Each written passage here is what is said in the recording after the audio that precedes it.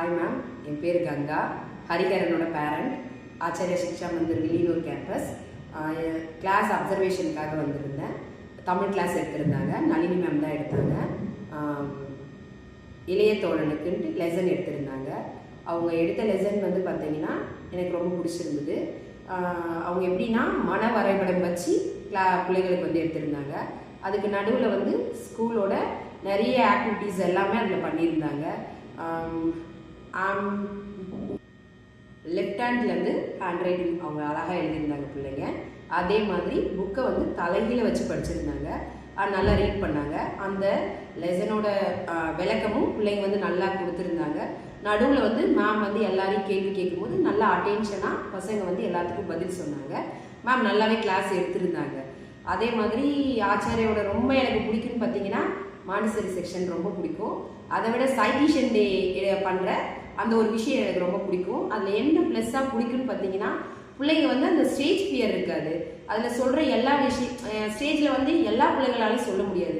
அது வந்து ஆச்சாரியா படிக்கிற பிள்ளைங்களால மட்டும்தான் அவ்வளோ கிளியராக நல்லா போல்டாக வந்து ஸ்டேஜில் நின்று பேச முடியும். அந்த ஸ்டேஜ் ஃபியர் வந்து பிள்ளைங்களுக்கு அங்கே வந்து ஆச்சாரியா பொறுத்தளவுக்கு அது கிடையாது. நல்லாவே பிள்ளைங்க வந்து எந்த இடத்துல நீங்கள் ஸ்டேஜில் நின்று பேச சொன்னீங்கனாலும் பிள்ளைங்க வந்து நல்லா அழகாக நின்று எந்த திணறாமல் எந்த இதுவும் இல்லாமல் அழகாக அசால்ட்டாக வந்து சூப்பராக பேசிடுவாங்க. ஆச்சரியா பொறுத்தளவுக்கு அந்த ஒரு விஷயம் வந்து எனக்கு ரொம்ப பிடிச்ச விஷயமா நான் யோசிப்பேன். ஏன்னா பிள்ளைங்களுக்கு வந்து மற்ற ஸ்கூலை கம்பேர் பண்ணும்போது அந்த ஸ்டேஜ் ஃபியர் வந்து ரொம்ப அதிகமாக இருக்கும். ஏதாவது ஒரு பிள்ளையை கூப்பிட்டு நீங்கள் பேச சொன்னீங்கன்னா கண்டிப்பாக பேச மாட்டாங்க. அதில் செலக்டிவாக பிள்ளைகளை வச்சுருப்பாங்க, இந்த பிள்ளை மட்டும்தான் ஸ்டேஜில் பேசுன்ட்டு. ஆனால் ஆச்சாரியா ஸ்கூலை பொறுத்தளவுக்கு அதில் இருக்கிற எல்லா பிள்ளைகளும் படிக்கிற பிள்ளை படிக்காத பிள்ளைன்ற எந்த ஒரு விஷயமும் இல்லாமல் எல்லா பிள்ளையும் ஸ்டேஜில் நின்று நல்லா கிளியராக தெளிவாக பேசுகிற அளவுக்கு பிள்ளைங்களை ட்ரெயின் அப் பண்ணியிருப்பாங்க. அது எனக்கு ரொம்ப பிடிச்ச விஷயமா.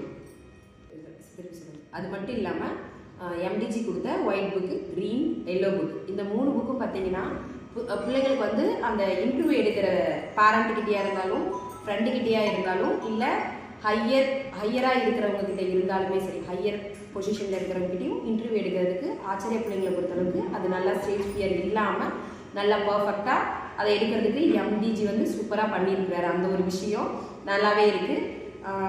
இதில் இல்லாமல் அதில் வந்து விசிட்டிங் கார்டு கொடுத்துருப்பாங்க பிள்ளைங்களுக்கு. அந்த விசிட்டிங் கார்டு வந்து அதுவுமே எனக்கு பிடிச்ச விஷயம். இது விசிட்டிங் கார்டு கொடுத்து அந்த இன்டர்வியூ எடுக்கிறதே பார்க்கும்போது நல்லா நமக்கு அது ரொம்ப பிடிச்சிருக்கும். பார்க்குறதுக்குமே அது நல்லாவே இருக்குன்னா